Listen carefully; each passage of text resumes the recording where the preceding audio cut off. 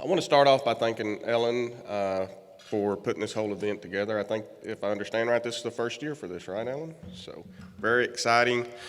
I'm really excited to be here with all of you this morning. A little bit about me. So, yeah, I've been here about 5 months. So it's been a little bit of drinking from a fire hose, if you might say, because there is a little bit of activity going on out here in the Permian Basin. But I spent 24 years in the Brownwood District with TxDOT, and this opportunity came up to come out here. You know, for me, dedicating a career to transportation engineering, the Permian Basin is where it's at right now when it comes to highway spending and road construction. Go ahead and go to the next slide. Okay. So first, just a little bit of general information about the Odessa district. And I want to kind of clarify some things because when Commissioner Ryan gets up here and speaks, she's got some traffic statistics and some funding things that aren't necessarily going to line up with what I'm going to present. The issue with that, it's not an issue. My statistics are strictly dealing with these counties that are in the Odessa district. And as all of you know, the Permian Basin as a oil field is much bigger than just these 12 counties that are in the district. So we have approximately 8,227 lane miles in the Odessa district that the state maintains. And these roadways are maintained by our 295 employees of the district. We serve a population of about 429,000 people. Go ahead and go to the next slide.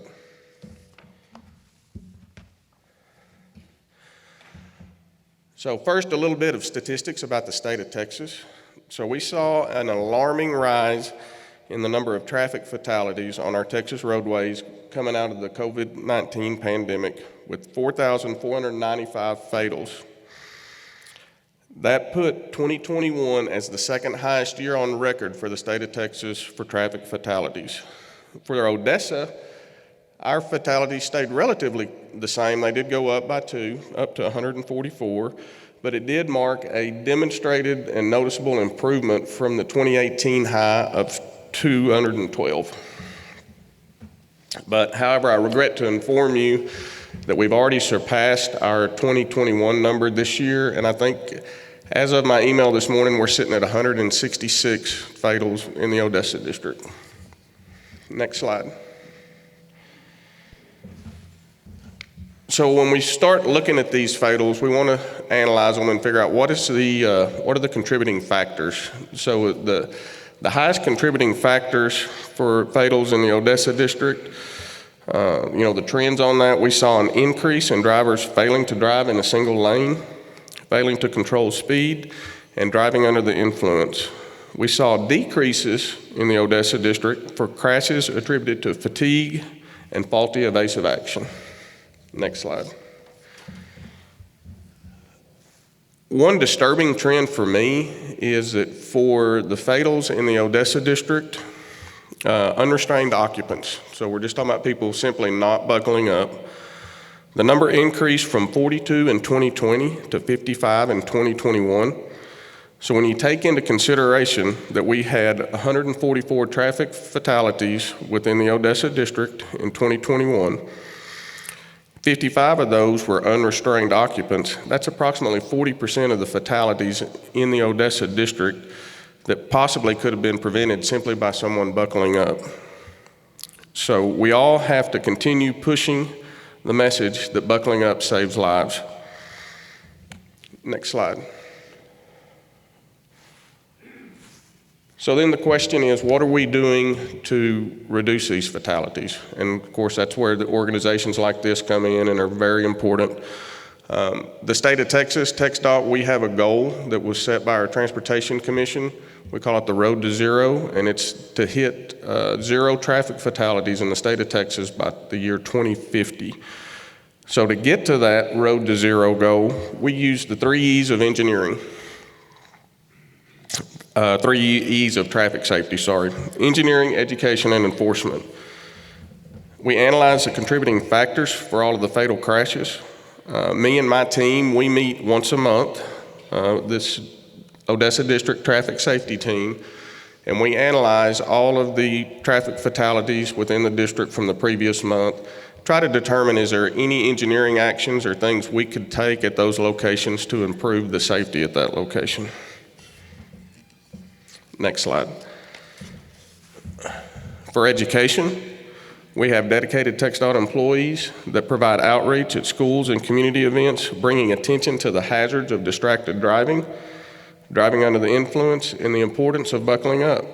Also with education, we have partnerships between local elected officials, industry partners, and with TxDOT, the organizations like this one, the PRSC, Permian Strategic Partnerships, MOTRAN, and our Permian Basin MPO. This slide just shows some of the highlights. I'm not going to go through all of those, but some of the outreaches that our traffic safety specialist in the Odessa district accomplished over the last year. Next slide. For enforcement, we have dedicated law enforcement personnel working every day on Texas roadways, trying to make them safer. TxDOT administers several different grants that provide additional funding for local law enforcement agencies. In fiscal year 23, we have approximately $30,000 already set up in STEP grants. Operation Slowdown provided $20,000 in FY22 in additional funding to local law enforcement agencies. These grants provide funding to cover overtime pay to officers so we can have more officers out on our roadways. Next slide. So this is the really exciting slide for me. So when we look at the engineering leg, in a 9-year window from 2017 until 2026, TxDOT has completed or we plan to complete 11 overpasses, 307 miles of Super 2 highway, 26 miles of 4-lane divided highway, 205 miles of median barrier.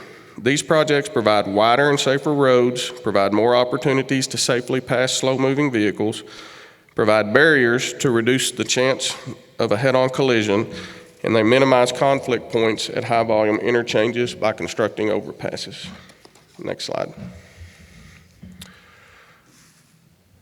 So we currently have in the Odessa district $1.1 billion in active construction projects, with another $402 million in new projects that will commence in this fiscal year. And at this time, I want to recognize, I have several of my staff here, Robert Ornelas and his, the Odessa District TP&D and design team. They were able in the last 2 months to accelerate $94 million of additional projects into this fiscal year budget, into this budget fiscal year. They had the plans ready to go when some additional funding became available, and we were going to be able to get those projects under construction this year. And that's when you consider we were going to do $300 million, and now, I mean, that's a 25% increase. So really impressive. And that team, they've got projects stacked up behind that one too. So we're ready to go to, as additional funding comes available to get to work on those.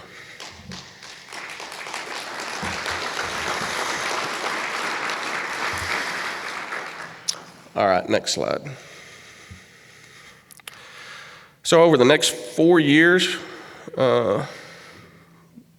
we have about, well, that gives a breakdown of the lettings for our next 4 years.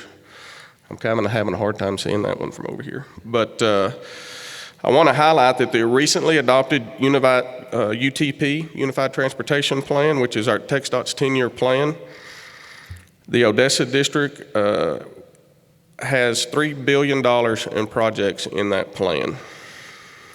That puts us, Odessa, which is considered by a lot of the metrics a rural district for TxDOT, that puts us in the same range of Dallas, Fort Worth, Houston with transportation spending. So TxDOT has made a very concentrated effort to address the transportation needs that are out here in the Permian Basin. Next slide. So the most significant group of projects that we currently have going and then are going to be coming up over the next several years is our I-20 projects, where we will convert a 40-mile stretch of I-20 from West Odessa to the east side of Midland to a 6-lane freeway section. The total investment represents $1.3 billion in highway construction.